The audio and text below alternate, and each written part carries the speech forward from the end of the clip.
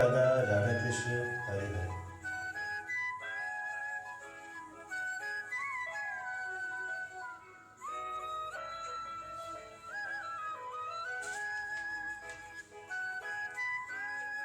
जय श्री प्रभु। पहला अध्ययन संबंध। सज्जनों को मारना सब प्रकार से हानिकारक बतलाकर अब अर्जुन अपना मत प्रकट कर रहे हैं। तस्मान्न हर व्यंग हेतु दात्र राष्ट्रान सवापन दवान सवजन ही कंत अथवा सुखीन स्वयं माधव। अतएव हे माधव, अपने ही बांधव धृतराष्ट्र के पुत्रों को मारने के लिए हम योग्य नहीं हैं, क्योंकि अपने ही कुटुंबों को मार कर हम कैसे सुखी होंगे। इस श्लोक का क्या भाव है?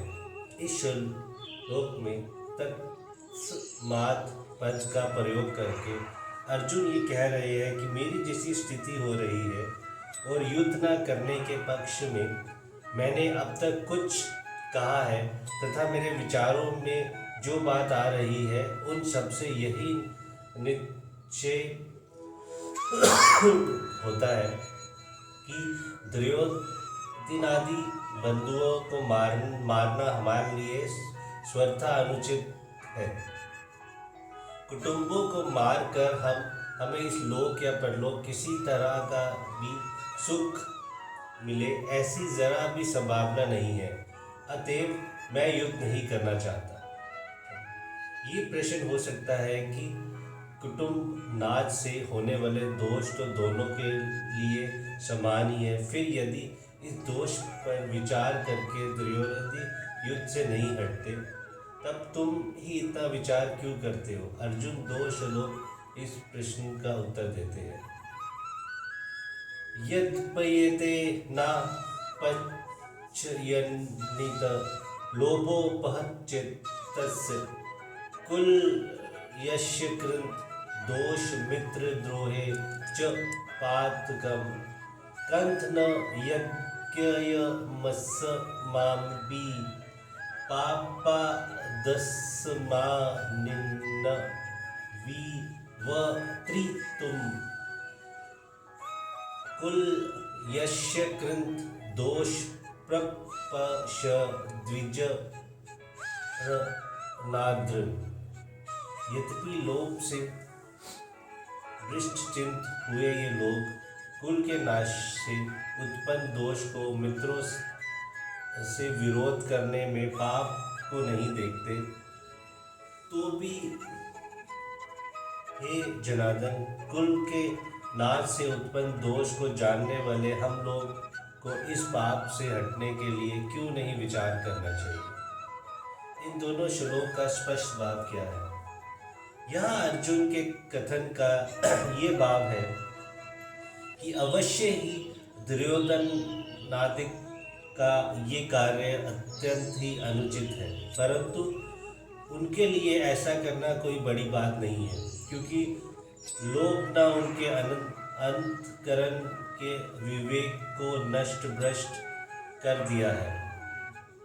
इसीलिए ना तो वह ये देख पाते हैं कि कुल के नाश से कैसे कैसे अनर्थ और दुष्परिणाम होते हैं, और ना उन्हें यही सूझ पड़ता है कि दोनों सेनाओं में एकत्रित बंधु बांधवों और मित्रों का परस्पर वैर करके एक दूसरे को मारना कितना भयंकर पाप है।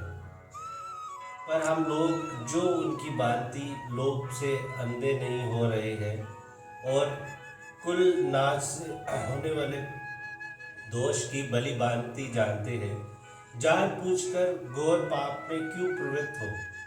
हमें तो विचार करके इससे हट ही जाना चाहिए। कुल के नाश से कौन कौन से दोष उत्पन्न होते हैं, इस पर अर्जुन कहते हैं।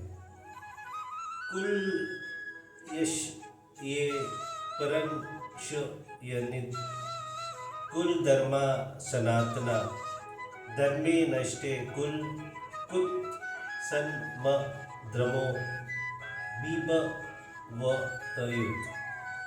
कुल के नाश से सनातन कुल धर्म नष्ट हो जाते हैं। धर्म के नष्ट हो जाने पर संपूर्ण कुल में पाप भी बहुत फैल जाता है। सनातन कुल धर्म किन धर्मों को कहते हैं और कुल के नाश उन धर्म नाश से कैसे हो जाते हैं?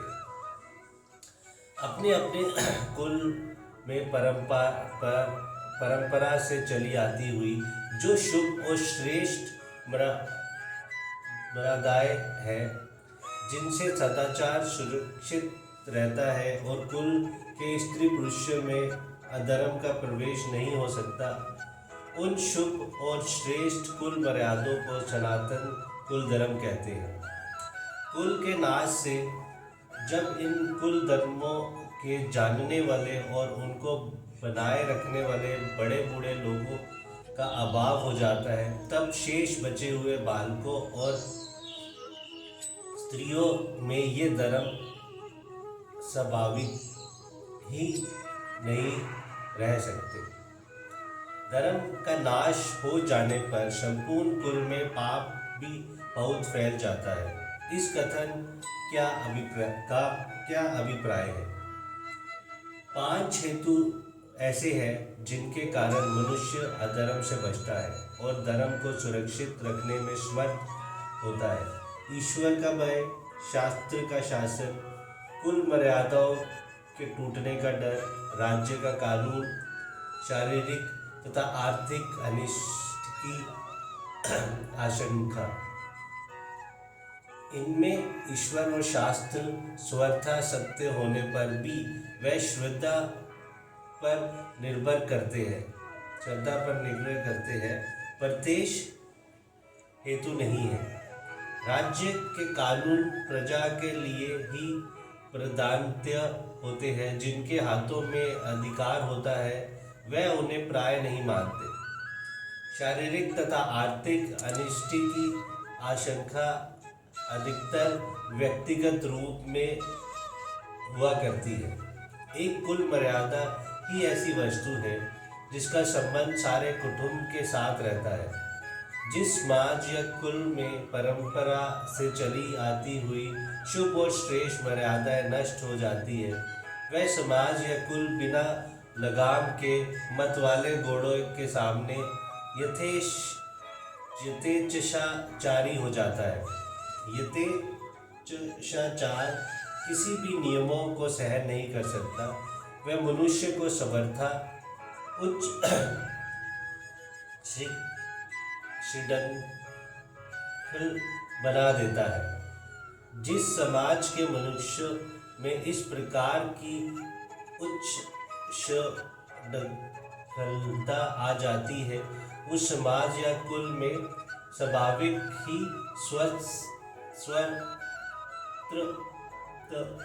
स्वत्र पाप छा जाता है। संबंध इस प्रकार जब समस्त कुल में पाप फैल जाता है तब क्या होता है, और अर्जुन अब उसे बतलाते हैं। अधर्मा विवात कृष्ण प्रदूषयनित कुल रतिषु दुष्टासु वाश्य जायते वरन स डंकर। हे कृष्ण, पाप के अधिक बढ़ जाने से कुल की स्त्रियां अत्यंत दूषित हो जाती है, और हे वार्ष्णेय स्त्रियों के दूषित हो जाने पर वन डंकर उत्पन्न होता है। इस श्लोक का क्या तात्पर्य है? कुल धर्म के नाश हो जाने से जब कुल की स्त्री पुरुष उच्च श्रृंखल हो जाते हैं, तब उनकी प्राय सभी क्रियाएं अधर्म युक्त होने लगती है। इससे पाप अत्यंत बढ़कर सारे समाज में फैल जाता है। स्वर्थ पाप छा जाने से समाज के स्त्री पुरुषों की दृष्टि में किसी भी मर्यादा का कुछ भी मूल्य नहीं रह जाता। उनका पालन करना तो दूर रहा, वह उनको जानने की भी चेष्टा नहीं करते और उन्हें बतलाता है कि है तो उसकी दिल्लगी उड़ाते हैं या उससे द्वेष करते हैं। ऐसी अवस्था में पवित्र सती धर्म का, जो समाज धर्म का रक्षा का आधार है, अभाव हो जाता है। सती तब का महत्व खोकर पवित्र कुल की स्त्रियां घृणित विचार दोष से दूषित हो जाती है। उनका विभिन्न वनों के पर पशुओं के साथ संयोग होता है। माता और पिता के भिन्न भिन्न वर्णों के होने से जो संतान उत्पन्न होती है वह वर्ण संकर होती है। इस प्रकार सहज की कुल की